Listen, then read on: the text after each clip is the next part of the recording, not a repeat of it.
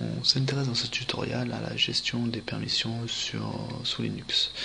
On va mettre en évidence principalement que Linux ne gère pas d'héritage, c'est-à-dire qu'un fichier placé dans un dossier n'hérite pas des permissions du dossier. Pour mettre ça en évidence, cette propriété en évidence, on va créer un groupe d'utilisateurs étudiants, groupe add étudiants, et on va créer deux utilisateurs, étu1 et étu2, qui appartiendront au groupe étudiant. Étant donné que je ne me souviens pas très bien des paramètres de la commande user add, je fais un petit tour et je vois que pour placer les étudiants dans le groupe initial, il faudra utiliser la commande -g, petit g. Donc user add étu1 -g étudiant, user add étu2 -g étudiant. Donc on a créé ces deux utilisateurs. On va voir qu'on peut se loguer en faisant Alt F2, j'ouvre une console étu1. On va pas pouvoir se loguer parce qu'il n'y a pas de password. Donc je reviens à la première console, passe wd étu1 étu.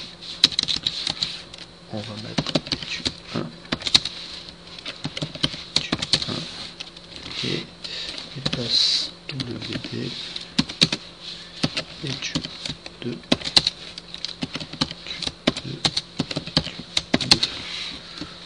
je vais tester étu1 et je reviens que ça fonctionne. Je repasse à ma première console. Maintenant je vais créer un dossier à la racine, mais qui va s'appeler univ étu1 mkdir univ cd univ mkdir.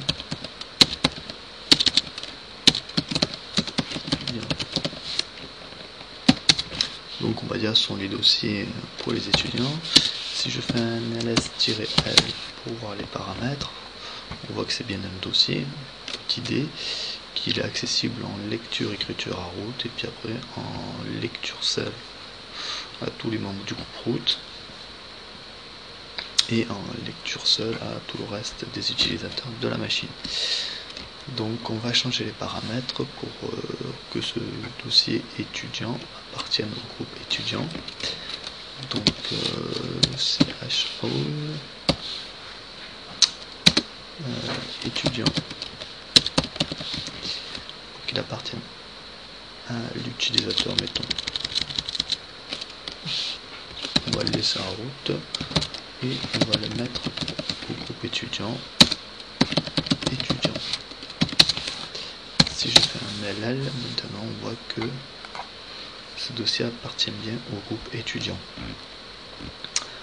Donc maintenant je vais donner le droit W au groupe étudiant. Donc pour cela chmod donc 7 c'est rwx.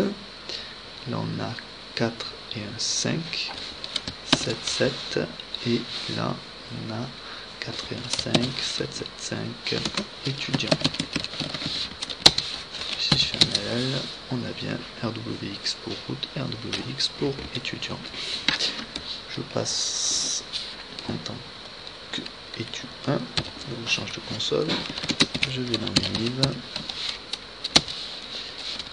ll cd étudiant, et je peux créer touch test 1 s vi test 1 i premier test,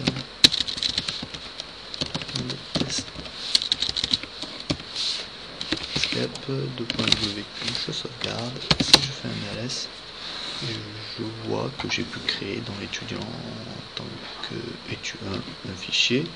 Je vais ouvrir maintenant une troisième console, Alt F3, étude 2, mot de passe étude 2. Je vais dans une CD étudiant, tel. Donc qu'est-ce que j'ai? J'ai bien un dossier, un fichier, d'accord.